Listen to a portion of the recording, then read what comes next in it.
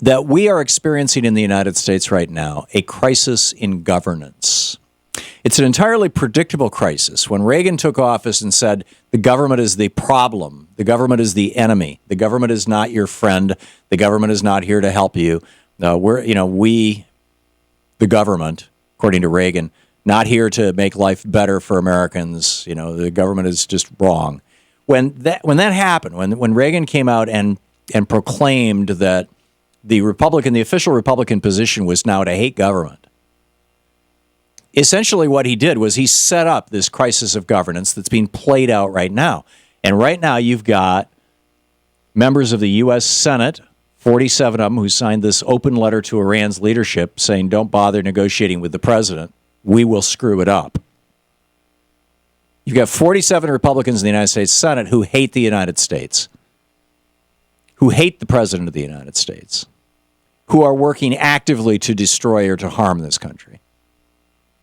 And then you've got Republicans in the House of Representatives who, for example, hate unemployed people so much that, a year ago when the Senate actually, on a bipartisan basis, passed an extension of long-term unemployment insurance, John Boehner refused to allow it to come to a vote.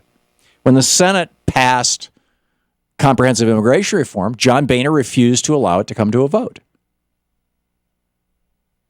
Harry Reid and Mitch McConnell have actually gotten legislation out of the Senate. And John Boehner and the House Republicans will not allow it to be voted on.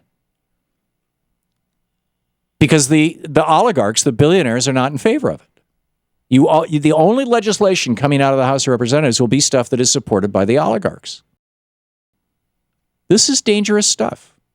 This is not good for America. Ashley Parker wrote a piece that is quoted over at the Daily Kos today in a blog post by Carrie Eleveld. Points out in April, doctors who treat Medicare patients are going to get a cut in pay. This requires what's called the Medicare doc fix. It's going to require action by Congress. That's in April. That's next month. In May, the Highway Trust Fund runs dry. That's going to require congressional action. In June, the Export-Import Bank literally will cease to exist. The charter for them vanishes if it doesn't get renewed. In October, across the board spending cuts come back, and the government runs out of money. The Treasury is going to run into its borrowing limit, which we've already exceeded now. Jack Lew wrote the letter to Congress last week. And what are the Republicans going to do? I think they're going to do nothing. I think we're in for a very, very, very rough patch here.